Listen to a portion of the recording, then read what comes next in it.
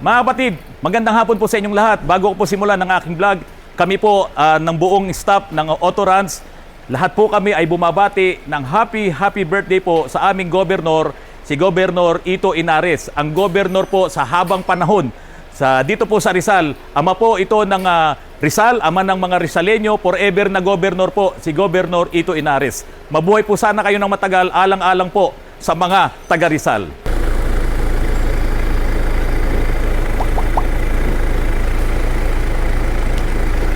Sige. Sige.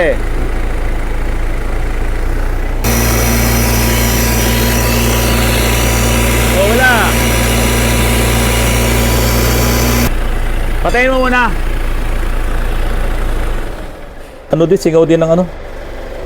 Tambucho. Sige, start mo ulit. Sige, start.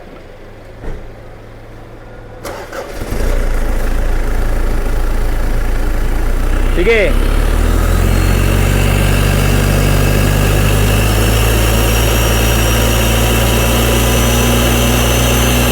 Sige. Yung langis oh. Pero pinunasan ko na yan eh. Oh. Hindi yung langis oh. Yan!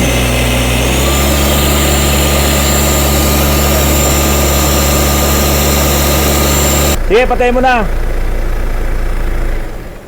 Ayan. Singaw yung tambucho, kaya mausok dito. Tapos yung langis na ito, yan, yung reklamo ng may-ari, tinatanong niya kung saan nanggagaling. Tinanggal naman namin yung dipstick. Wala namang tilamsik ng langis dito sa dipstick. Okay. So, ang problema dito, yung langis na yan na nakikita niya, inilalabas galing sa turbo.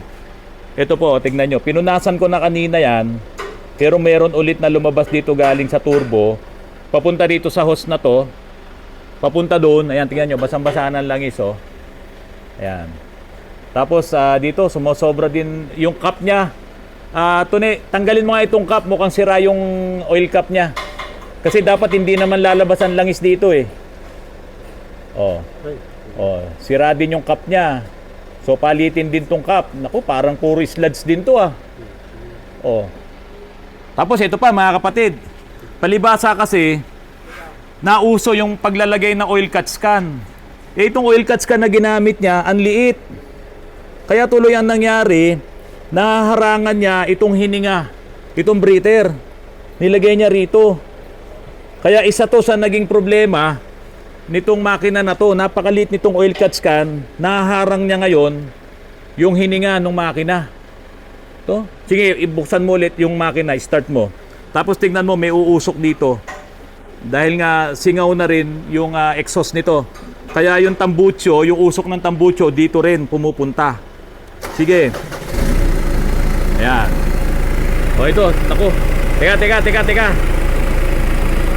tumatalsik dito. Patayin mo muna. Patayin mo muna. Hiram ka muna ng ibang cup. Doon sa cup nung ano ko, nung Pajero ko. Kunin mo muna yung oil cup doon. Yan, sige. Okay, start mo ulit ngayon.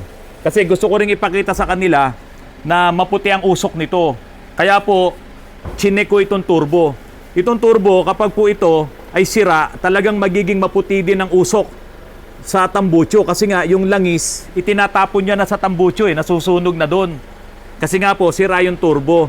Papasok yung langis dito sa intercooler, babalik dito sa intake manifold, papunta dyan. Kaya maputi din yung usok mo. Kasi yung hangin na pumapasok sa kanya, may kasamang langis galing sa turbo. Kaya makikita mo rin yun sa tambucho. Sige, start mo. Sige. Okay, ayan o, tignan niyo yung usok na to. Galing to sa tambucho. Okay, ito, tignan niyo yung usok niya. Teka, pakita mo lang yung usok.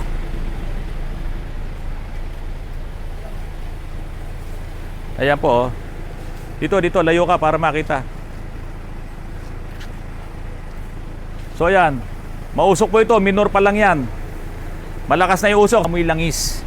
Kaya sigurado ako yung epekto nung sirang turbo, itong nagiging problema na to kasi nga yung langis na nandoon sa intercooler, malamang punong-puno ng langis yung intercooler nito, pumapasok ngayon sa intake manifold. Dito tayo. Ayan, tignan mo na, oh. So tignan nyo po yung langis na lumalabas dito sa turbo. So ibig sabihin nito talagang may problema na yung kanyang turbo. Kaya yung mga langis na sinasabi ng may-ari, ayan, oh, kitang-kita naman. At sira nga din yung oil refilling cap niya. Kaya napuno ng langis to. Tapos sira din yung turbo. Kaya tuloy ang reklamo niya rito sa kanyang job order. Ito, engine oil, underhood leak. Engine oil, underhood leak. Kasi nga naman, puro langis to. So, hindi ko muna pagbibintangan na may problema ang makina. Yung usok na nakita ko, epekto, nung sira yung kanyang turbo, dahil nga po ipinapasok niya yung langis, ibinubuga niya yung langis papuntang intercooler, papunta na intake manifold, talagang uusok po yan ng puti. At yung pinaka-importante, kailangan tayong mag-overhaul ng injection pump nito para sigurado, kasi medyo palyado din po siya kapag ka medyo binibirit yung acceleration. Tapos yun nga, ito sirang-sira ito, palit na po talaga to yung kanyang oil refilling cap. Oh, wasak na to eh. Wala nang goma to eh, oh. Wasak na. O sige, patayin mo na. Patayin mo na. Nadumihan yung yung job order. Pero nakalagay dito ay ATF fluid leak. Tapos may problema ba sa transmission to? Ba't nandito ka? Kukunin ko lang boss yung housing ng Pero transmission. may problema daw to sa transmission eh. Yung second gear. Ha? Yung second gear niya, daw. Ayun, teka, nakita ko dito yun. Ayun, transmission, no second gear, pare. Slide yan. Transmission. Slide to. Oh. Sino mauna? Ako o kayo? Malamang kayo na mauna kasi to, yung turbo, magpapabili tayo, siraan turbo nito. Tapos injection pump. So pwede mo nang ipeso doon ito. Peso na nga kanina dun eh. Pinakuha ko lang? Opo. Siyempre, ibablog ko yun. Galit ka yata eh. Hindi naman. Hindi naman. Kaya kasi kailangan makita ng may-ari kung anong issue. Baka kasi mamaya sabihin, overhaul na naman. Hindi po. Yung turbo nyo, ayan, wasak talaga. Bibili po tayo ng turbo para maiayos natin. Kasi hindi mawawala yung usok na puti niya sa tambucho kapag hindi natin naayos yung turbo at yung inyong injection pump. Okay, pakihawak, parin Charlie. Tuloy ko lang yung vlog ko. Mga kapatid, meron ako ipapakita sa inyo. Ito po ay sasakyan ng mga tropa. Yung mga tropang tagapagligtas natin. Kaya lang, yung tatlong sasakyan na dinala nila dito simula kahapon hanggang kanina, talagang bye-bye po lahat ang makina. Blow-by talaga lahat. Ipapakita ko po sa inyo. At ang gusto nga po ng mga tropa na to, pati yung commanding officer nila, ay gawin po lahat ni Autorans yung kanilang mga sasakyan. Pati po yung kanilang rescue vehicle, gagawin po namin, pipinturahan namin, naayusin namin lahat. Pagagandahin po talaga ni Autorans yung rescue vehicle. Yung gagawin namin, 2 Starex, 2 Tornado, 2 rescue vehicle, at isang Toyota Hilux po pala yun. Kaya po, a total of 7 units na manggagaling po dyan sa tropa ng mga tagapagligtas natin. Ito po, panoorin nyo po yung mga in-inspection ko ng mga units po na ipapagawa po nila sa atin. Mga kapatid, magandang hapon sa inyo. May kasama ako dito, tropa ko. Anong pangalan mo, sir? Kevin. Kevin Cosme. Yes po. Si Kevin Costner kasi yung Kevin sa Costner. bodyguard. Pero sa Home Along the Riles, si Kevin Cosme, si Dolphy. Okay, eto mga kapatid. Mapapansin nyo, puro langis dito sa ibabaw. Planong ipagawa sa amin ni sir itong photon na to. Pero itong photon na to, ang makina nito 4JB1 Isuzu. Kaya lang, pag testing ni Rudy kanina, sumargo na yung langis, hindi pa umiinit. Ngayon, itatry ulit natin kung talagang ito ay pumping oil or blow-by. Sige sir, paki-start natin. Ako na mag-start. Hindi mo nakakambyo to, no?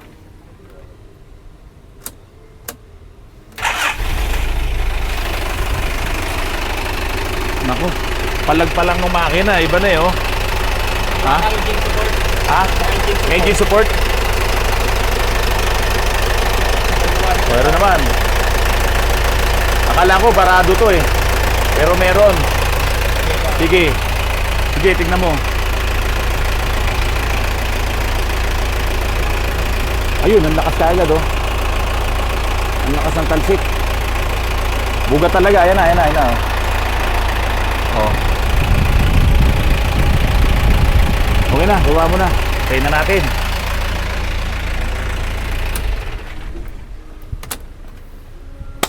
Paano sir? Talagang ano kailangan to ma-overhaul para Ma-overhaul malaman talaga. natin talaga yung laki ng damage niya.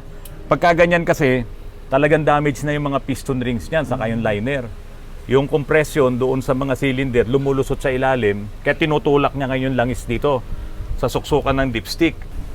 General overhaul. Ito yung Poton na China, pero ang makina Isuzu. Lipat ngayon tayo dito mga kapatid sa Starex. Aha. Ano ang issue nito sir sa Starex? Ang ano niyan, sir, una-una yung shifting niya delayed. Shifting delayed. Oo. Okay, Tapos then malakas kumain ng langis. With regards of tagas, talagang Oo, marami talaga. Oo. So nagtatatapon na yung langis. Sige nga, start natin sir.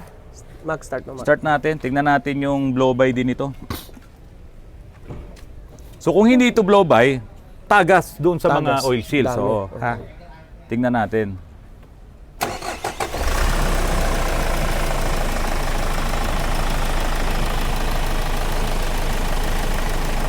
Medyo pinapainit natin kasi kanina nung unang start kaunti lang yung talsik. Pero ngayon, habang umiinit, ayan na tumatalsik na siya. Kung ganito lang ang talsik, papagpapasensyahan pa natin yan. Kasi wag mo lang naman tanggalin tong dipstick. Pero pag lumakas pa to, katulad nung dyan sa tornado, at nagkaroon na rin ng usok, masasabi natin na talagang due for overhaul din to. Lakas na.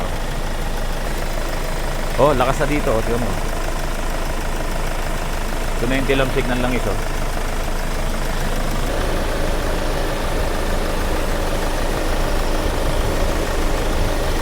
Pansinin mo, pag tatakpan ko to, tapos aalisin ko, mas lalo siyang lumalakas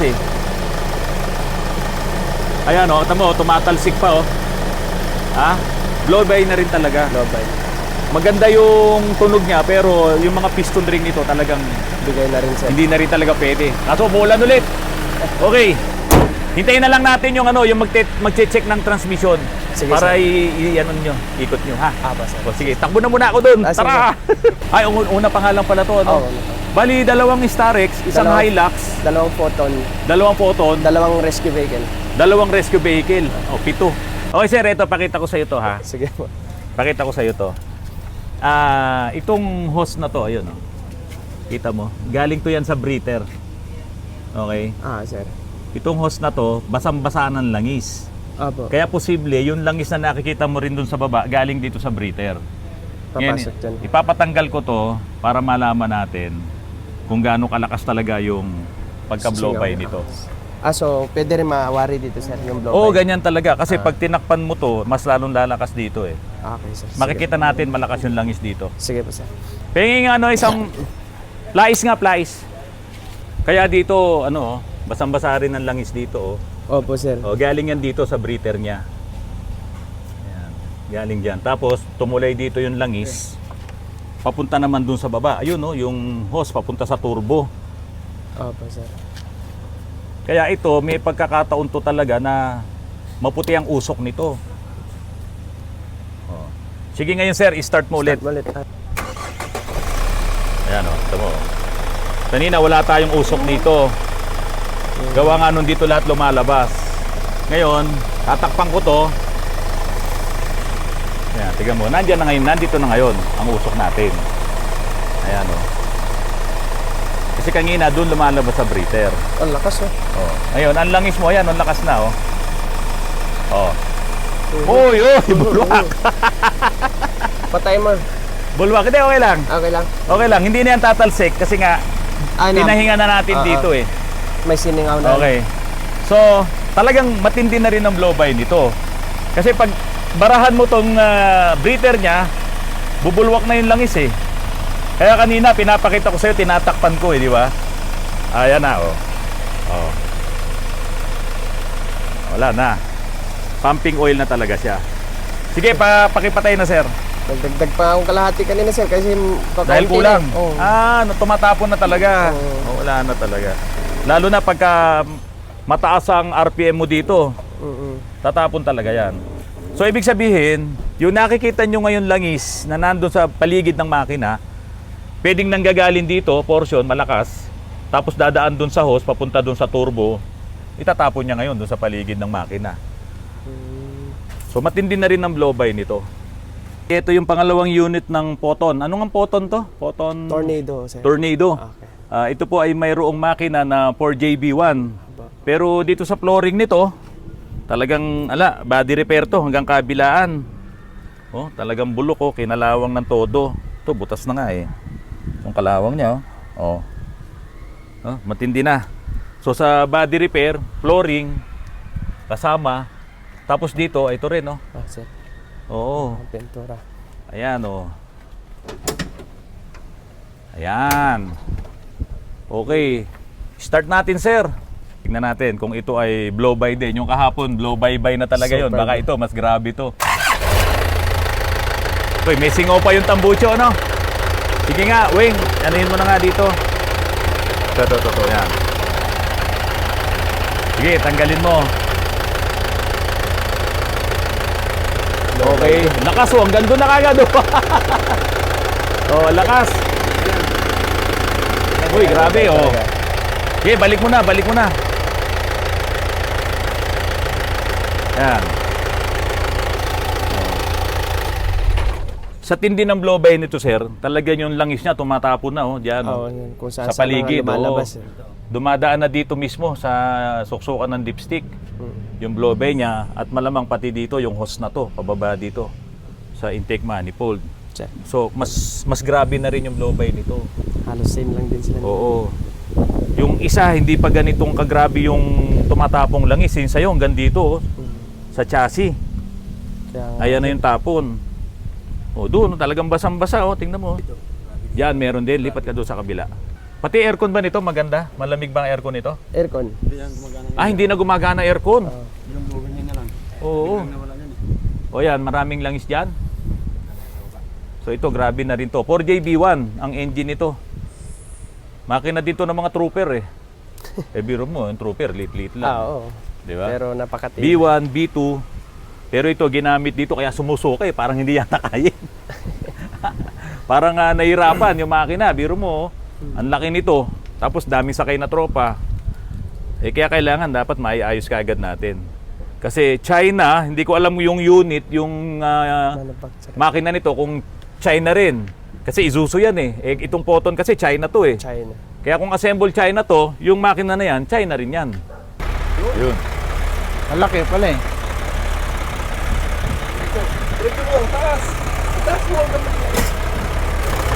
Dalawa, tatlo, apat, lima, anim. 6 cylinders pala to. Okay.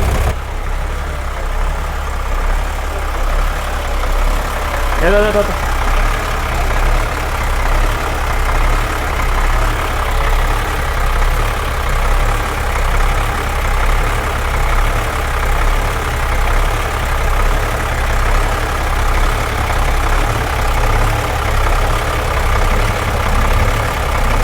Sariwa naman eh. Sariwa eh, oo. Ito naman sir, hindi naman siya ganong Gamitin. gamitin dahil Oo. pang rescue nga siya. Magagamit lang siya kapag meron kaming mga Pag may deployment, rescue talaga, may ano? rescue operation. Yung makina niya, wala man lang mga tagas ng langis eh. Oh. Halos wala ka makita.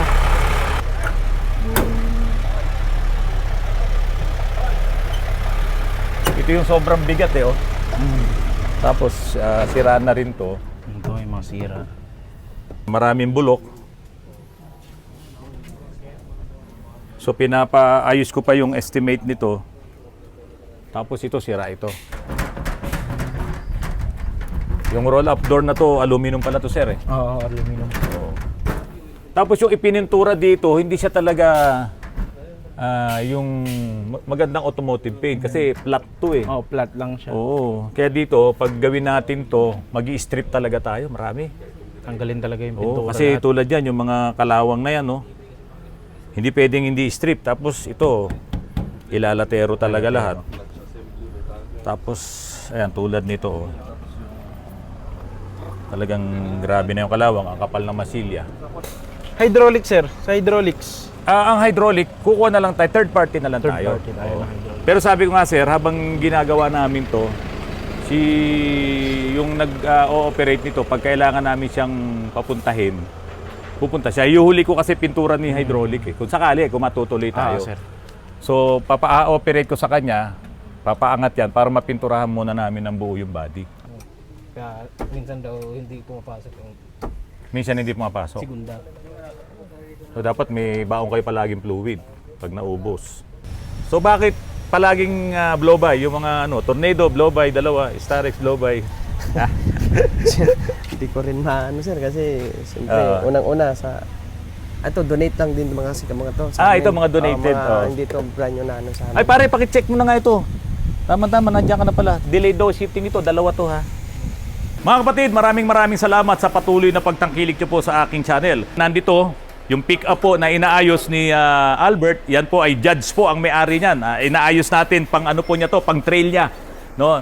Yung Judge po na may-ari niyan. At ngayon nga po, ito pong Pajero po na ito, isinama ko po sa vlog yung problema nito para at least malaman na nung may-ari na ang may problema sa kanya yung turbo saka injection pump. May palya po kasi yung makina at malamang ang dahilan po nun ayon nga pong kanyang injection pump at mga injectors. Ngayon, yun naman pong langis na nakikita dito ay dulot nga po yun nung sirang turbo at po yung kanyang sirang oil refilling cap. Magpapalit po tayo nun. Wala namang talsik dun sa suksukan ng dipstick kaya ibig sabihin hindi po blow-by itong makina. Ang isa pa pong nakapagbigay din ng problema dito kung bakit sumisirit yung langis nito dito sa oil refilling cap, sira na nga yung cap niya, sumisirit pa yung langis. Kasi nga po, yung inilagay po na oil cut can na ito, ay hindi po ito bagay dito. Napakaliit. Kung talagang maglalagay ka ng oil cut can, dapat yung malaki sa ganitong makina. At wala naman siyang tagas ng langis dito sa breather. Bakit ka maglalagay ng oil cut can? Wala siyang ika-cuts. Ang nangyari dito, nahaharangan pa niya yung hininga na dapat ilalabas ng makina papunta po dito sa kanyang air cleaner. So, tatanggalin ko na po ito, baka lalo lang makadisgrasya dito po sa 4M40 na makina ng Pajero. Mga kapatid, maraming salamat. Patuloy po kayong tumangkilik po sa aking channel at yung pong ating insurance, Bethel Insurance, at yan po ang pinaka-better na insurance na dapat na inyong kuhanin sa inyong mga sasakyan. TPL at pati po yung comprehensive insurance, kumpleto po tayo, pati insurance ng bahay nyo, lahat ng klase ng insurance. Meron po ang Bethel Insurance. Tawag lang po sa numerong ito para po makausap nyo si Al at humingi po kayo ng discount kapag po kayo ay kukuha ng inyong insurance bago po kayo magparehistro ng inyong sasakyan. Magandang hapon po, maraming salamat sa inyong lahat.